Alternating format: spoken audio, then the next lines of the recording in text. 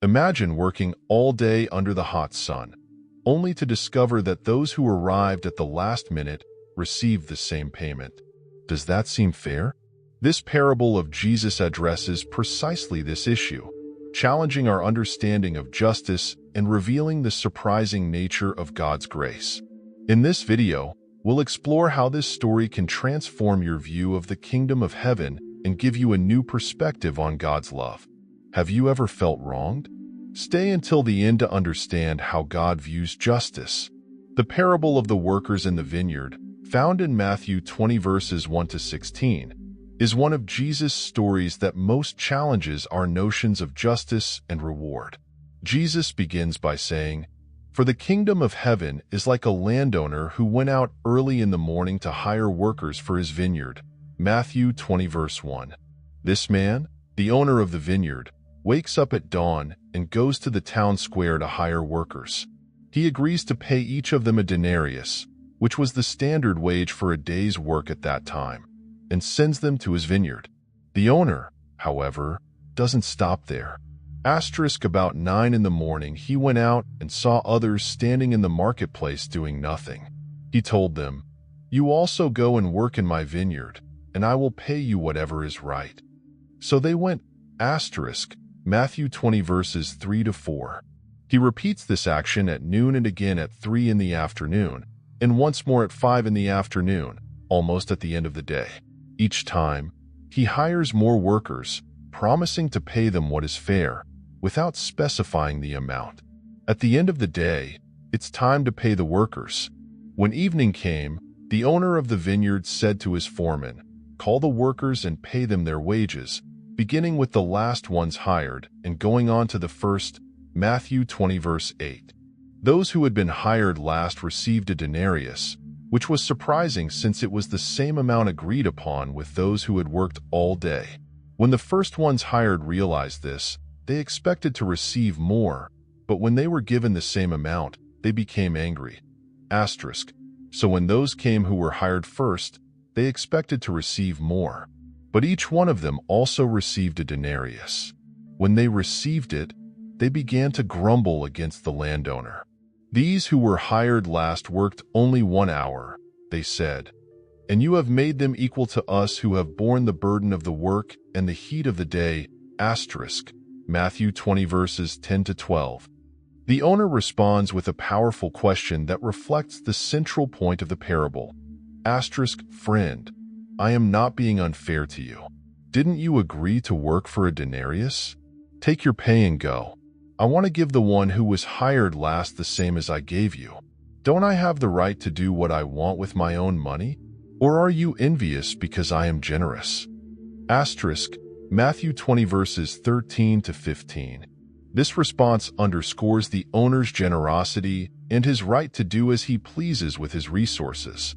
Jesus concludes the parable with a challenging statement, "So the last will be first, and the first will be last." Matthew 20 verse 16. This parable shows us that God's justice doesn't follow the same human rules of merit and reward. Instead, it is based on his grace and generosity, which are offered to all, regardless of time or effort. Jesus uses this story to illustrate that in the kingdom of heaven, the final word is always God's grace, not human merit. This parable is part of a series of Jesus' teachings about the kingdom of heaven, given during his final journey to Jerusalem. At that time, Jesus was speaking to an audience of disciples and other followers, many of whom were Jews struggling to understand the differences between divine justice and human justice. The atmosphere was one of expectation and tension, as Jesus was about to face crucifixion, and his teachings were filled with deep and sometimes difficult to understand truths. The parable challenges our human understanding of justice and reward. Jesus teaches us that in God's kingdom, we are all equal before his grace. It doesn't matter if we have served God since childhood or if we find him in the last moments of life. His grace is the same for everyone. This is a powerful reminder that God doesn't reward us based on our merits, but according to his infinite mercy and love. The indignation of the first workers reflects our tendency to compare our justice to that of others. But Jesus calls us to trust in God's justice and generosity. Here are some important reflections. 1. How would you feel if you were in the place of the first workers? Do you think their reaction was justified? If we were in the place of the first workers, we would probably feel wrong too. After all, we worked more hours, endured the heat and fatigue, and it's natural to expect a greater reward. Their reaction seems justified from a human perspective because we are used to thinking that effort should be proportional to the reward. However, this parable invites us to see beyond this logic. Jesus challenges us to understand that in the kingdom of heaven, divine justice is not based on merit but on grace. Thus, God's justice manifests itself in generosity and equality, not in the meritocratic calculation we often apply to life situations. 2. What does this parable teach us about the nature of God's grace? The parable reveals that God's grace is abundant and available to all, regardless of when or how we come to Him. Grace, by definition, is unearned favor. We cannot earn it through our effort or performance, and this is what makes it so powerful and transformative. God doesn't distribute His grace according to what we think we deserve, but according to His infinite love and goodness. This teaches us that regardless of our background, mistakes, or the time it took us to turn to God, He receives us with open arms and grants us the fullness of His grace. 3. In your life, have you ever compared yourself to others in terms of deserving? How does this comparison affect your relationship with God? It's common in our walk to compare ourselves to others, questioning why some people seem to be blessed more generously, even if, in our eyes, they don't deserve as much as we do. This comparison can lead to resentment and envy, distancing us from a true understanding of God's grace. When we focus on what we think we deserve compared to others, we lose sight of gratitude for the grace we have received. Our relationship with God becomes more about negotiation than love and trust. This parable invites us to abandon these comparisons and fully trust in God's justice and generosity. 4. Why do you think Jesus used workers and a vineyard to teach this lesson? Jesus often used images from the daily lives of His audience to communicate profound truths. The vineyard and workers were common elements in the agrarian life of first-century Palestine, making the parable easily understandable to His listeners. Additionally, the vineyard is a frequent symbol in the Bible, representing God's people and their work in His kingdom. By using this analogy, Jesus is directly speaking about the kingdom of heaven, where all are called to work, but where the reward is distributed according to divine grace, not human effort. This choice of symbols reinforces the message that work in God's kingdom is a universal call, where grace is the foundation for everything. 5. In what way does this parable challenge the traditional view of justice? The traditional view of justice is based on merit. You receive according to what you do. However, this parable challenges this idea by showing that justice in God's kingdom is not about merit but about grace. Divine justice is manifested in the generosity of the vineyard owner, who decides to give all the workers the same payment, regardless of how long they worked. This may seem unfair from a human point of view, but it reveals that God's justice is different. It's a justice that doesn't measure effort but the heart's willingness to respond to God's call. Jesus shows us that true justice is one that reflects God's generous and gracious character. 6. How can you apply the generosity of the vineyard owner in your daily interactions? Applying the vineyard owner's generosity in our lives means being grateful for what we have and being willing to share our blessings with others without making distinctions or expecting anything in return. We can start by being more generous with our time, resources, and love, especially with those who may not be able to repay us. It also means treating everyone with dignity and respect, regardless of their deserving in our eyes. This attitude reflects God's heart and brings us closer to the ideal of divine justice, where everyone is treated with grace and generosity. 7. How does this parable change your view of what it means to be just and generous? This parable teaches us that being just in God's kingdom is more than simply giving each person what they deserve. It's also about being generous, even when that generosity may seem unfair from a human perspective.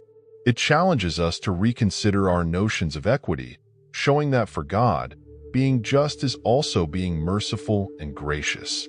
This understanding frees us from the need to always seek what we think we deserve and invites us to live according to divine generosity, trusting that God will always do what is right and good, both for us and for others.